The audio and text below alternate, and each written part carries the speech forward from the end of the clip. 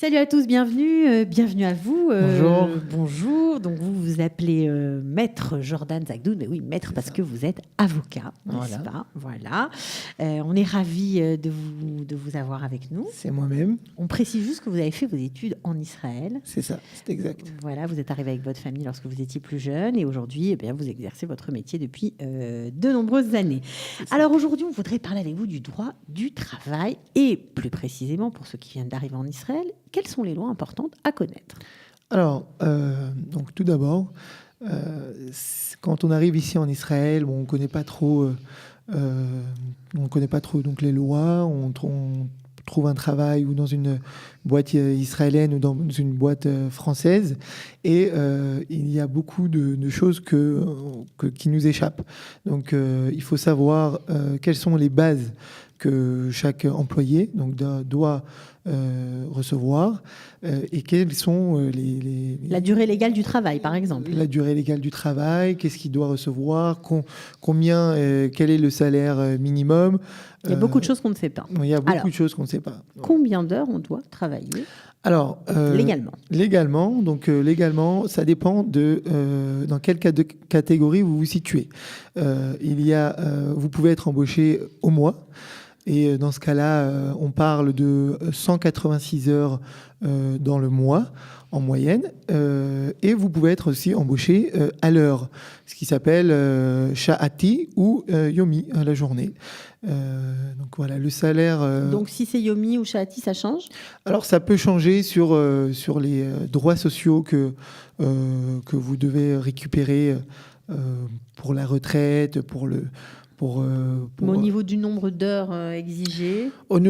Alors, au niveau d'heures exigées, vous pouvez travailler 1 heure par jour. Vous pouvez travailler ce que vous voulez. C'est de gré à gré avec l'employeur. Exactement. Par contre, quand vous êtes employé d'après l'heure et que vous faites vos 186 heures, là, vous obtenez donc les mêmes droits que quelqu'un qui est employé au mois. À temps complet. OK. Ouais. Alors... donc on a dit 186 heures, quel est le salaire minimum? Alors, aujourd'hui, le salaire minimum est de 4 650 shekels. Donc, il prévoit de le monter jusqu'à 5 000 shekels dans les années à venir. Donc, ce qui fait pour l'heure 25 shekels de l'heure, le salaire minimum. C'est brut ou net? Alors, on parle de salaire net. Ah, là, c'est net. Ça veut dire une fois que les charges ont été déduites, c'est ce qu'il reste, on va dire, d'utilisable pour le salarié. C'est cela. Okay. C'est ça. D'accord. Donc, 186 heures par mois, 4 650 shekels net dans la poche. Et donc, ça correspond à 25 shekels de l'heure. Okay. Est-ce que, par exemple, on a le droit d'avoir des pauses dans la journée ou... Bien sûr, bien sûr. Alors, donc, comme on est tous des êtres humains... Mais oui, pareil. C'est normal. Chaque personne a le droit de manger, d'aller s'aérer. Ça dépend où, hein, en même temps. Je vois le technicien là-bas qui sourit. Il sourit, oui. Donc voilà. Donc, pour chaque 8 heures de travail, vous avez le droit à 3 quarts d'heure de pause. Et les vendredis, vous avez le droit à une demi-heure de pause. Maintenant, il faut prendre en compte que si vous avez envie de vous aérer ou de prendre... Personne ne vous dira rien. Personne ne vous dira rien et ce sera toujours compté. C'est-à-dire que l'employeur devra régler donc, ses horaires. D'accord. Au niveau du salaire, alors le salaire, il doit être réglé tous les mois, Comment ça se passe? Alors ici en Israël, le salaire doit être payé donc en principe à la fin du mois, mais la loi autorise de régler le salaire jusqu'au 9 du mois. Très important. Ah, c'est légal jusqu'au 9 du mois, on ne peut pas dépasser cette date. Ah non, on n'a pas le droit de dépasser cette date. Et donc si l'employeur a dépassé cette date, il est passible d'avoir des intérêts. Si c'est un jour ou deux, on ne va pas aller le poursuivre pour cela, mais si c'est plusieurs mois, les tribunaux sont très très sévères, la loi est très sévère avec ça. Donc, vaut mieux pas que l'employeur joue avec le délai. Ouais. Est-ce que souvent quand on est embauché, le contrat de travail traîne à arriver? Alors, Et souvent, ça vient pas. Souvent, c'est plus ça. Beaucoup de personnes me disent, est-ce que c'est légal? Je n'ai toujours pas reçu mon contrat. Je ne sais pas quelles sont mes obligations. Voilà, quelles sont mes obligations, quels sont mes devoirs. Il faut savoir que c'est illégal. L'employeur doit donner un contrat avec toutes les conditions de travail à l'employeur sous les 30 premiers jours de travail.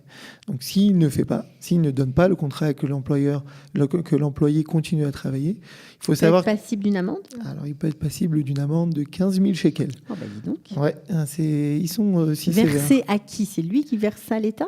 Alors non, c'est dans le cadre que l'employé attaque donc son employeur. D'accord. Le tribunal donnera donc la somme de 15 000 shekels à l'employé. D'accord. Voilà. Et il faut savoir aussi, très important, que si l'employeur n'a pas donné le contrat à l'employé et qu'ils se retrouvent tous les deux devant le tribunal, le mot de l'employé sera beaucoup plus fort que le mot de l'employeur. Bon, ça, c'est un peu partout, Voilà. un peu partout pareil.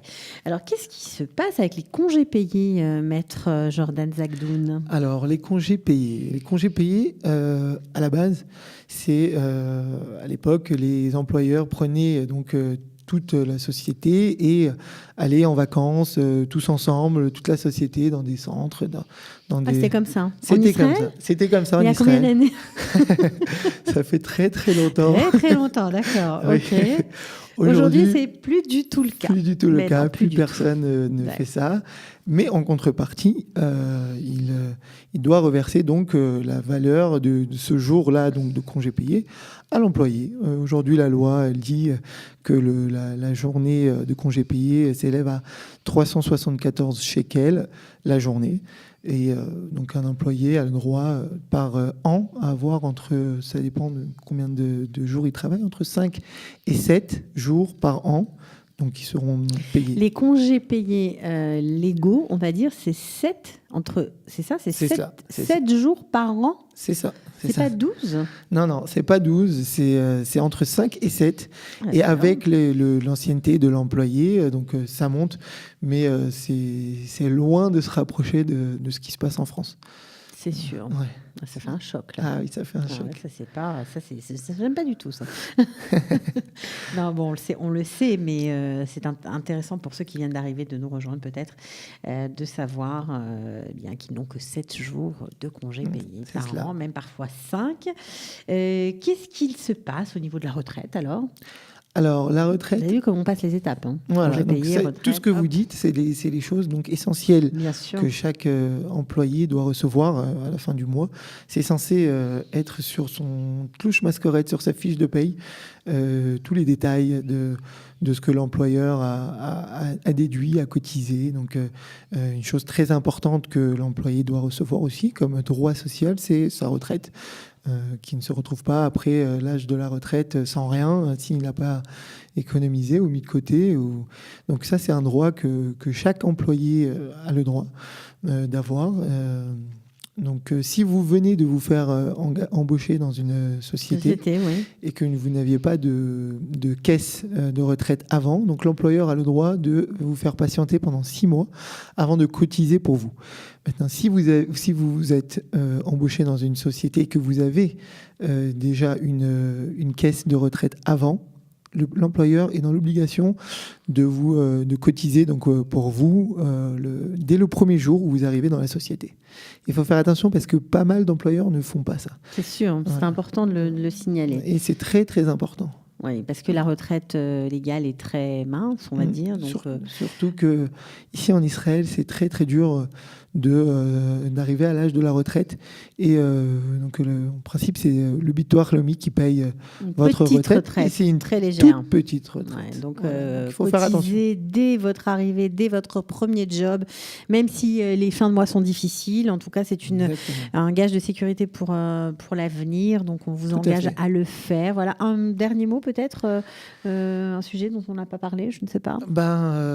Les indemnisations éventuellement. Les indemnisations, très important. Les indemnisations se font à partir de 1 an. que vous avez travaillé dans la même boîte.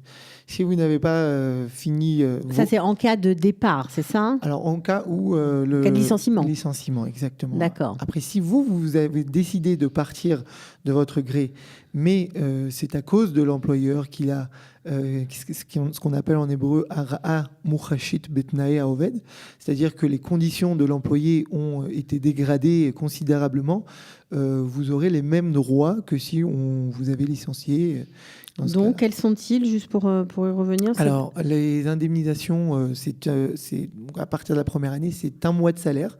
Et ensuite, tous les ans, vous avez le droit, si vous avez travaillé 5 ans, 6 ans, vous aurez le droit 1 mois de salaire par année? Voilà, 1 mois de salaire par année, exactement. Formidable. Écoutez, Maître Zagdoun, merci pour ces éclaircissements. Voilà, le droit du travail, quels sont vos droits? Maintenant, vous êtes un peu plus renseignés. On se retrouve pour une prochaine émission d'Israël. Merci. Comment ça marche? Merci.